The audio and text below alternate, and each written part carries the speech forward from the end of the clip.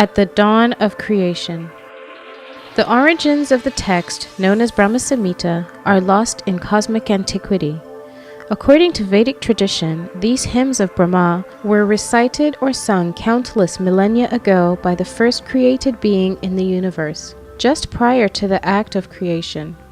The text surfaced and entered calculable history early in the 16th century, when it was discovered in the manuscript library of an ancient temple in what is now Kerala state in South India. The essential core of the Brahma Samhita consists of a brief description of the enlightenment of Lord Brahma by Lord Sri Krishna, the Supreme Personality of Godhead, followed by Brahma's extraordinarily beautiful prayers elucidating the content of his revelation. Out of 100, only the 5th chapter of this hymn was found, and this chapter is presenting the philosophical doctrine of Achintya Bheda Bheda Tattva, one and simultaneously different. It presents also methods of devotional service, the 18 syllables of the Vedic mantra, the knowledge of the soul, the super soul, and of the fruitive activities, the explanation of the Kama Gayatri, the mother of the Vedas, the original Mahavishnu, and contains a specific vision of the spiritual world, specifically Goloka Vrindavan. There is nothing vague about Brahma's description of the Lord and his abode. No dim, nihilistic nothingness, no binding bright lights, no wispy, dreamy visions of harps and clouds. Rather, a vibrant, luminescent world in transcendental color, form, and sound, a sublimely variegated spiritual landscape populated by innumerable, blissful, eternally liberated souls, reveling in spiritual cognition, sensation, and emotion, all in relationship with the all-blissful, all-attractive personality of Godhead.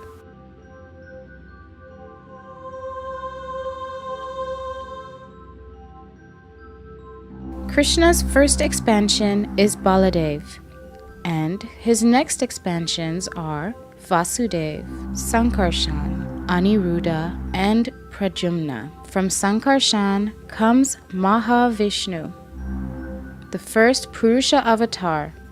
He creates this material universe.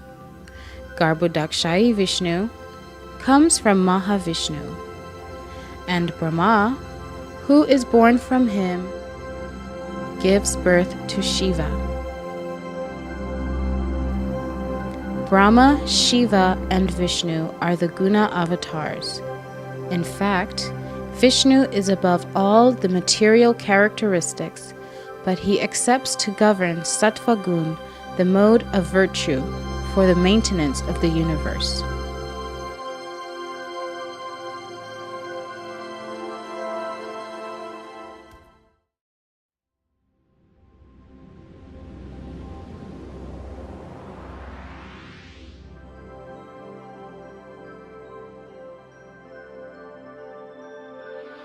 Sri Brahma Samhita.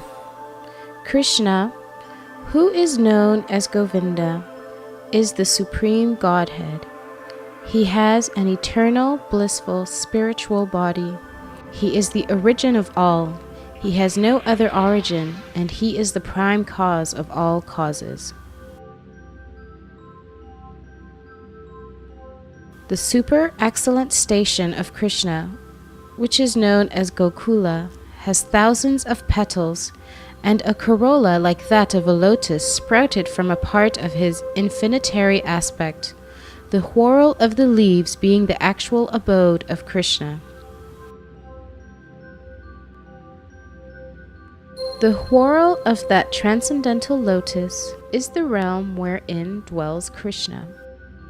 It is a hexagonal figure, the abode of the indwelling, predominated, and predominating aspect of the Absolute. Like a diamond, the central supporting figure of self-luminous Krishna stands as the transcendental source of all potencies.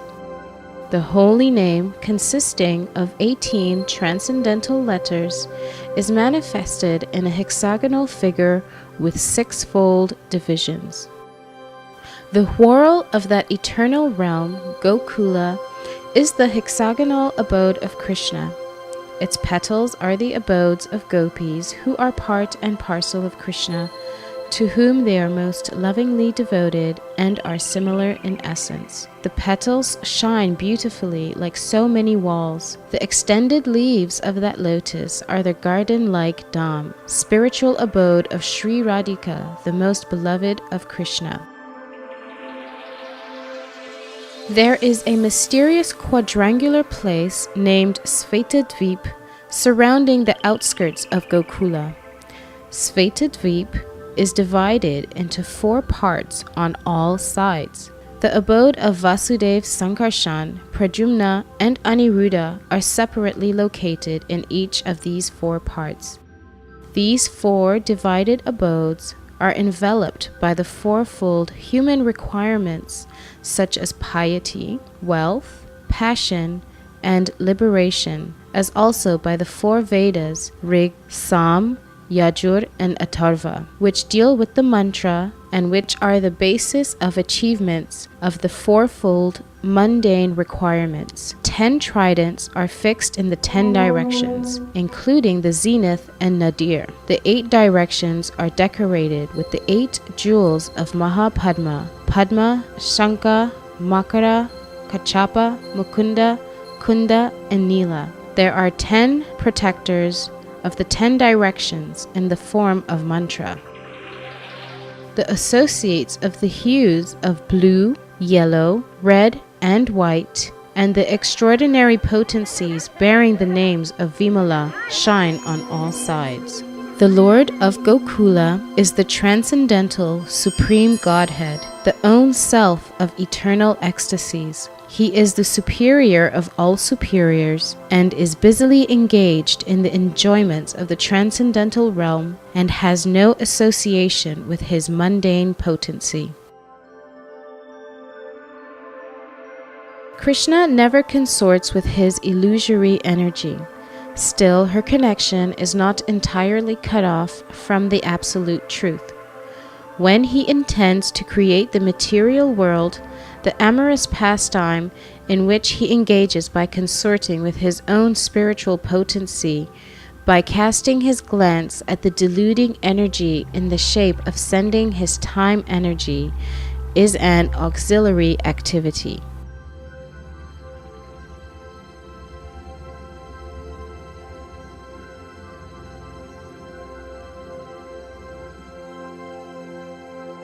Ramadevi, the spiritual potency, beloved consort of the Supreme Lord, is the regulatrix of all entities.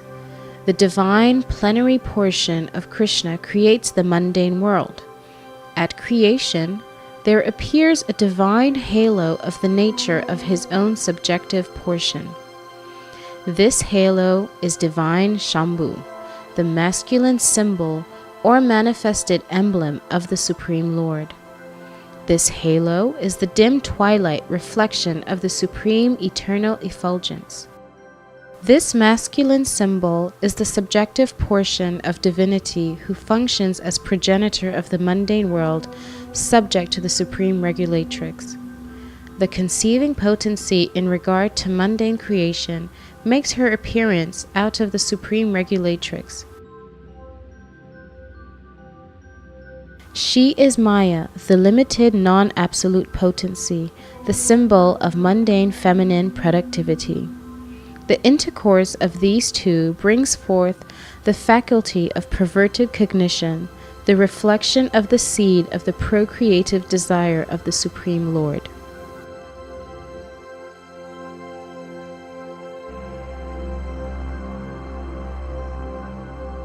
All offspring of the consort of the great Lord of this mundane world are of the nature of the embodiment of the mundane masculine and feminine generative organs. The person embodying the material causal principle, the great Lord of this mundane world, Shambhu, in the form of the male generating organ, is joined to his female consort, the limited energy, as the efficient causal principle. The Lord of the world, Mahavishnu, is manifest in him by his subjective portion in the form of his glance. The Lord of the mundane world, Mahavishnu, possesses thousands of heads, eyes, hands. He is the source of thousands of avatars in his thousands of subjective portions. He is the creator of thousands of individual souls. The same Mahavishnu is spoken of by the name of Narayan in this mundane world. From that eternal person has sprung the vast expanse of water of the spiritual causal ocean. The subjective portion of Sankarshan, who abides in Paravyoma, the above Supreme Purusha, with thousands of subjective portions, reposes in the state of divine sleep in the waters of the spiritual causal ocean. The spiritual seeds of Sankarshan existing in the pores of skin of Mahavishnu are born as so many golden sperms. These sperms are covered with 5 great elements. The same Mahavishnu entered into each universe as his own separate subjective portions. The divine portions that entered into each universe are possessed of his majestic extension. That is, they are the eternal universal soul, Mahavishnu, possessing thousands of heads. The same Mahavishnu created Vishnu from his left limb, Brahma, the first progenitor of beings, from his right limb, and from the space between his 2 eyebrows, Shambhu, the divine masculine manifested halo. The function of Shambhu in relation to jivas is that this universe, enshrining the mundane, egotistic principle, has originated from Shambhu.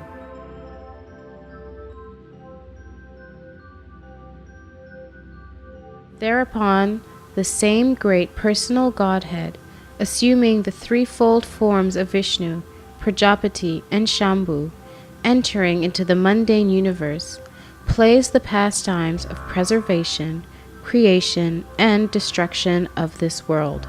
This pastime is contained in the mundane world. Hence, it being perverted, the Supreme Lord, identical with Mahavishnu, prefers to consort with the goddess Yoga Nidra, the constituent of his own spiritual potency, full of the ecstatic trance of eternal bliss appertaining to his own divine personality. When Vishnu, lying in the ocean of milk, wills to create this universe, a golden lotus springs from his navel pit. The golden lotus, with its stem, is the abode of Brahma, representing Brahmaloka or Satyaloka. Before their conglomeration, the primary elements, in their nascent state, remained originally separate entities. Non-application of the conglomerating process is the cause of their separate existence.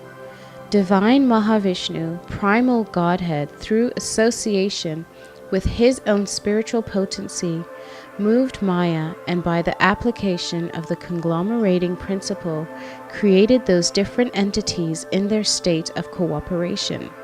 And after that, he himself consorted with Yoga Nidra by way of his eternal dalliance with his spiritual potency.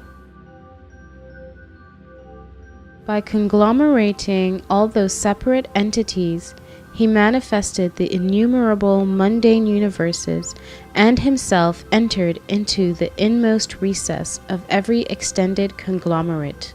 At that time, those jivas who had lain dormant during the cataclysm were awakened. The same jiva is eternal, and is for eternity, and without a beginning, joined to the Supreme Lord by the tie of an eternal kinship. He is transcendental spiritual potency. The divine lotus, which springs from the navel pit of Vishnu, is in every way related by the spiritual tie with all souls, and is the origin of 4-faced Brahma, versed in the 4 Vedas. On coming out of the lotus, Brahma, being guided by the divine potency, turned his mind to the act of creation under the impulse of previous impressions. But he could see nothing but darkness in every direction. Then the goddess of learning, Saraswati, the divine consort of the Supreme Lord, said thus to Brahma, who saw nothing but gloom in all directions.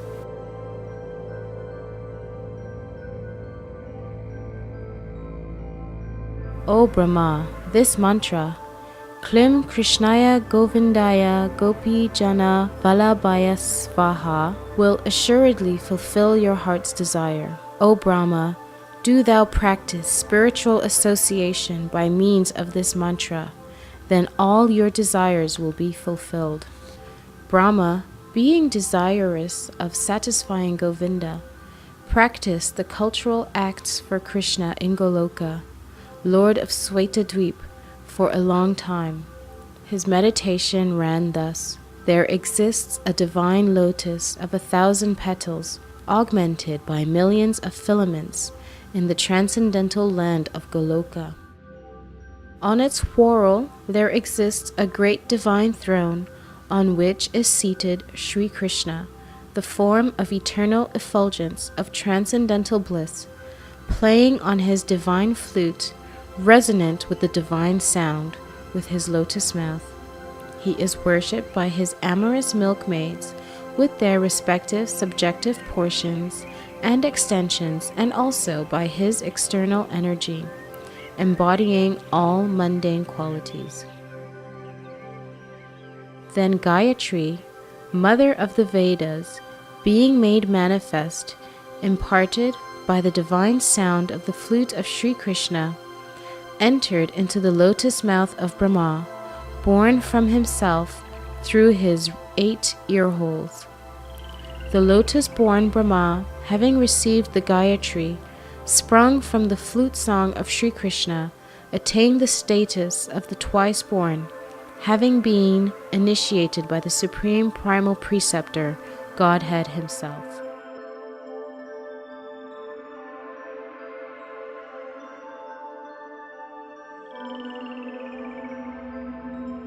Enlightened by the recollection of that Gayatri embodying the 3 Vedas, Brahma became acquainted with the expanse of the ocean of truth.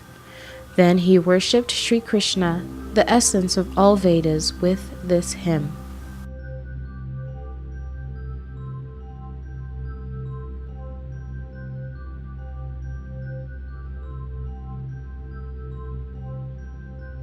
I worship Govinda, the primeval Lord, the first progenitor who is tending the cows, yielding all desire in abodes built with spiritual gems, surrounded by millions of purpose trees, always served with great reverence and affection by hundreds of thousands of Lakshmis or Gopis. I worship Govinda, the primeval Lord, who is adept in playing on his flute, with blooming eyes like lotus petals, with head decked with peacock's feather, with the figure of beauty, tinged with the hue of blue clouds, and his unique loveliness charming millions of cupids.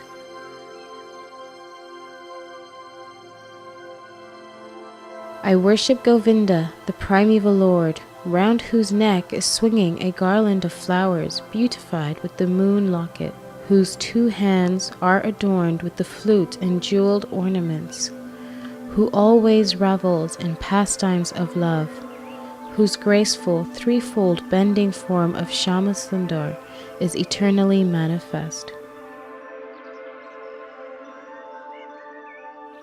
I worship Govinda, the primeval Lord, whose transcendental form is full of bliss, truth, substantiality, and is thus full of the most dazzling splendor.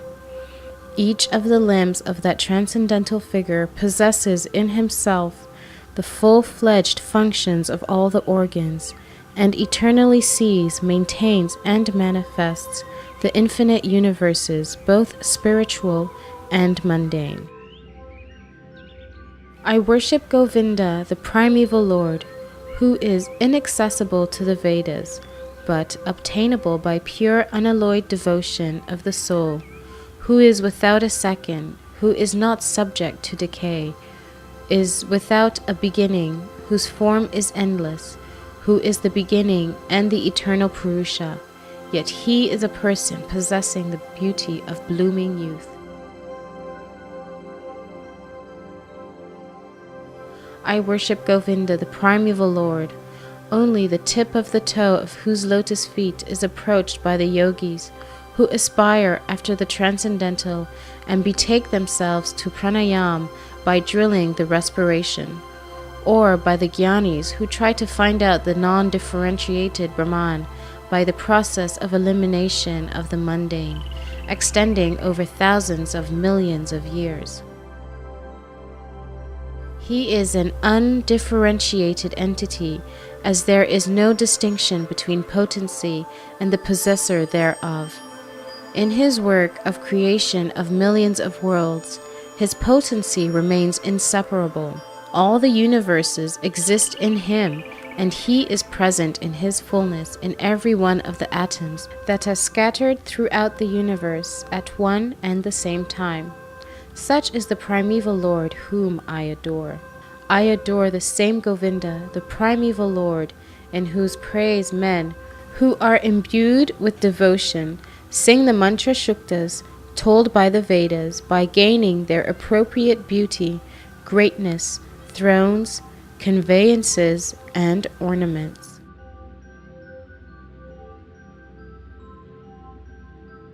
I worship Govinda, the primeval Lord, residing in his own realm, Goloka, with Radha, resembling his own spiritual figure, the embodiment of the ecstatic potency possessed of the 64 artistic activities, in the company of her confidants, embodiments of the extensions of her bodily form, permeated and vitalized by his ever blissful spiritual ras.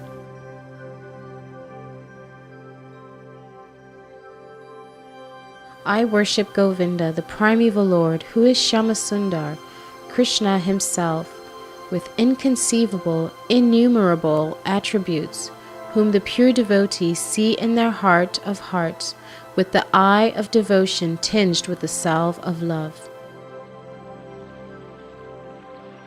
I worship Govinda, the primeval Lord, who manifested himself personally as Krishna, and the different avatars in the world in the forms of Ram, Nrsimha, Vamana, etc., as his subjective portions.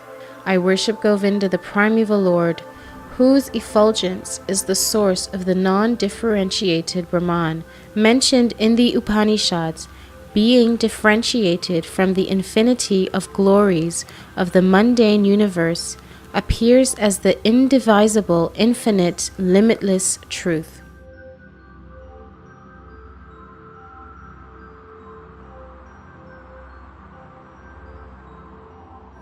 I worship Govinda, the primeval Lord, who is the absolute substantive principle, being the ultimate entity in the form of the support of all existence, whose external potency embodies the threefold mundane qualities, sattva, rajas, and tamas, and diffuses the Vedic knowledge regarding the mundane world.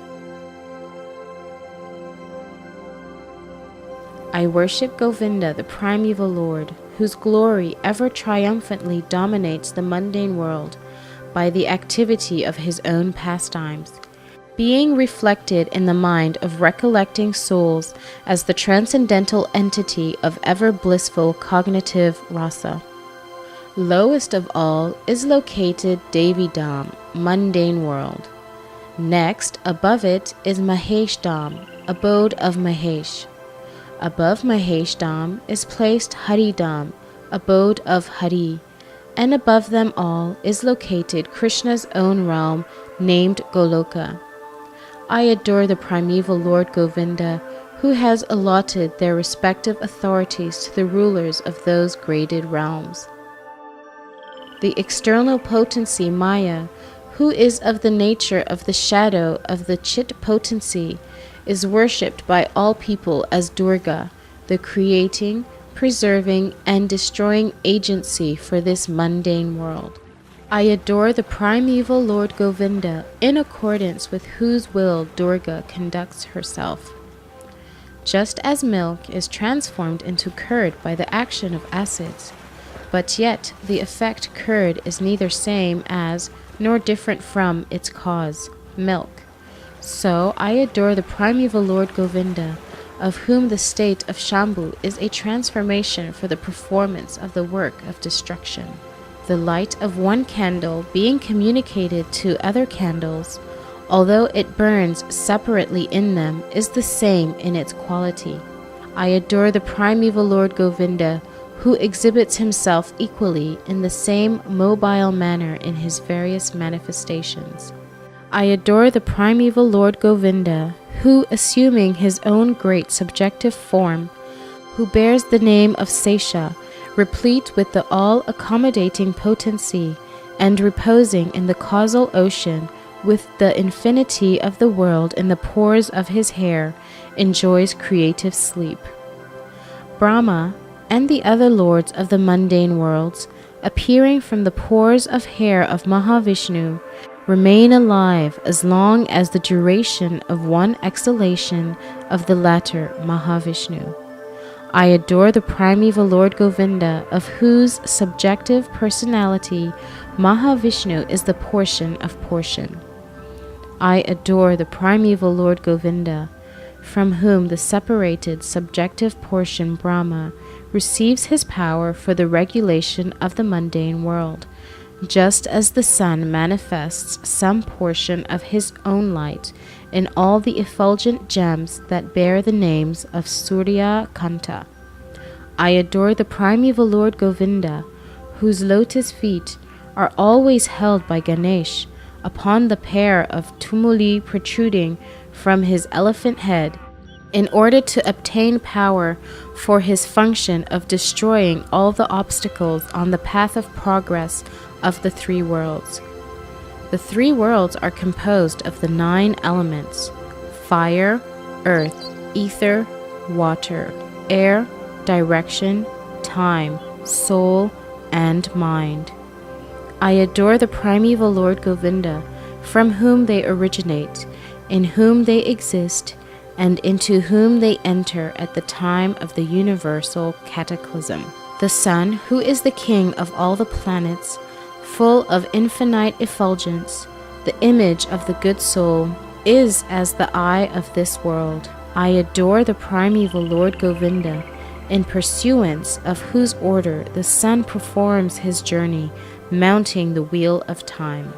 I adore the primeval Lord Govinda, by whose conferred power are maintained the manifested potencies that are found to exist of all virtues, all vices, the Vedas, the penances, and all jivas from Brahma to the meanest insect. I adore the primeval Lord Govinda, who burns up to their roots all fruitive activities of those who are imbued with devotion, and impartially ordains for each the due enjoyment of the fruits of one's activities. Of all those who walk in the path of work, in accordance with the chain of their previously performed works, no less in the case of the tiny insect that bears the name Indragopa than in that of Indra, king of the Devas. I adore the primeval Lord Govinda, the meditators of whom, by meditating upon him under the sway of wrath, amorous passion, natural friendly love, fear, parental affection, delusion, reverence, and willing service, attain to bodily forms befitting the nature of their contemplation. I worship that transcendental seat known as Svetadvip, where as loving consorts, the Lakshmis in their unalloyed spiritual essence practice the amorous service of the Supreme Lord Krishna as their only lover, where every tree is a transcendental purpose tree, where the soil is the purpose gem, all the water is nectar, every word is a song, every gate is a dance, The flute is the favorite attendant. Effulgence is full of transcendental bliss, and the supreme spiritual entities are all enjoyable and tasty. Where numberless milk cows always emit transcendental oceans of milk, where there is eternal existence of transcendental time, who is ever present and without past or future, and hence is not subject to the quality of passing away, even for the space of half a moment. That realm is known as Goloka only to a very few self-realized souls in this world.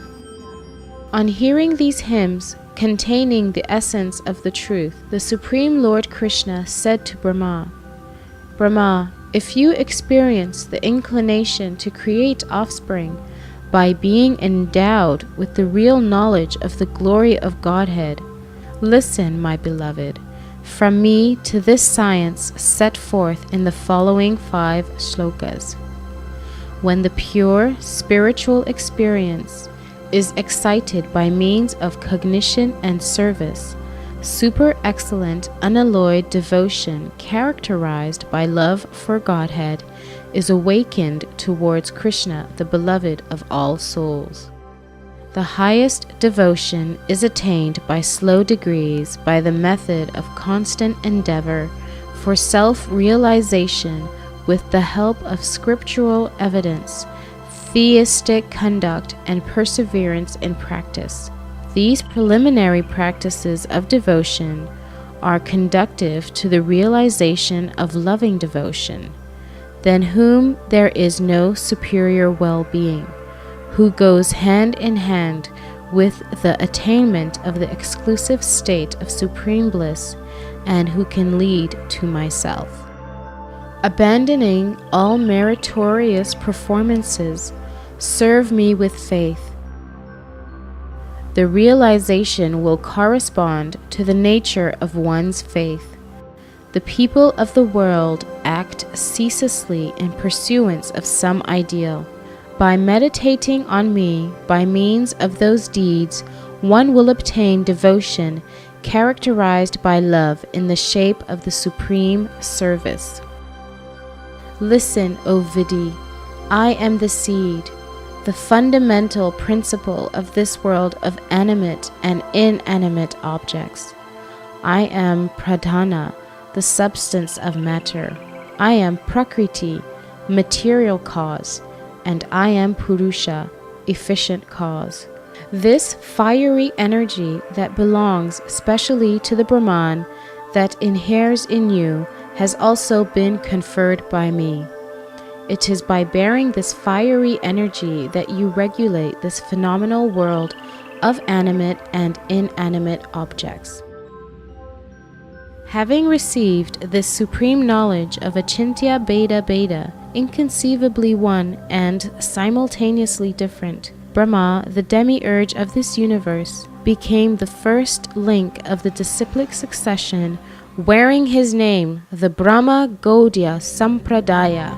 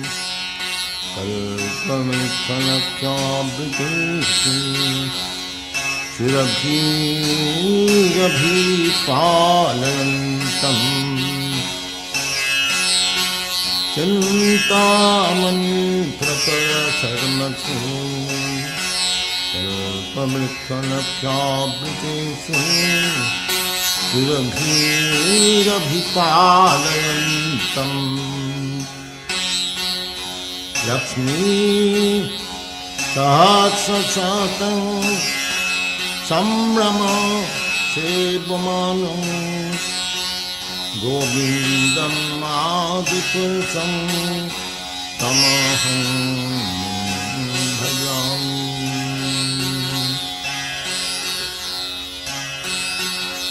चिन्तामणि प्रकर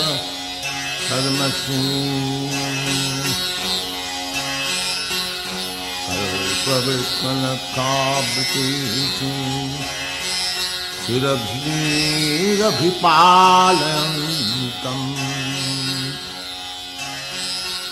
लक्ष्मी सहस्रशतं मम सेवमानं गोविन्दम् आदिपुरुषं तमहं भजामि। वीणं कन्नन्तं अरविन्ददलायताक्षं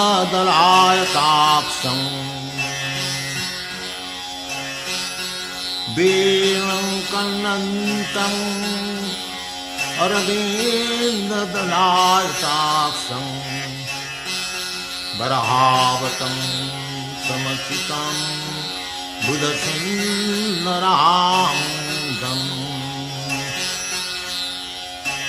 वीणं कन्नन्तं अरविन्ददलायताक्षं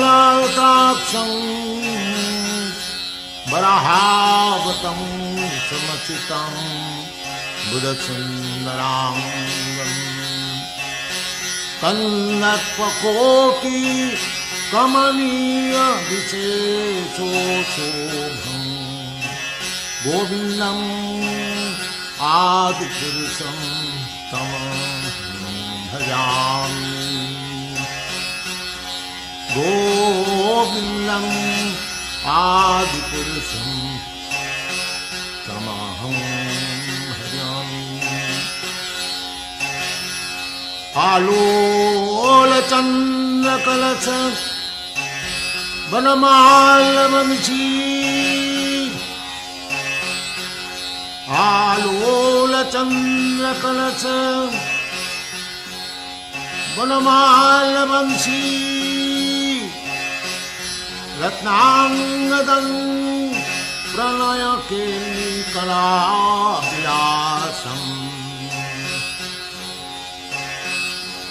आलोलचन्द्रकलश वनमालवंशी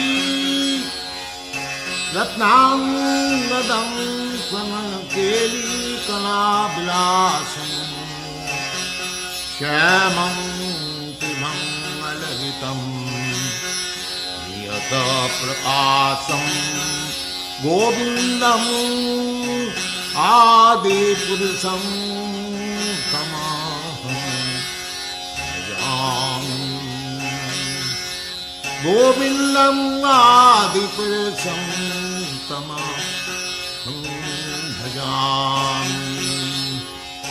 चिन्तामणि प्रकर सदमसु कल्पवृक्षलतावृतेषु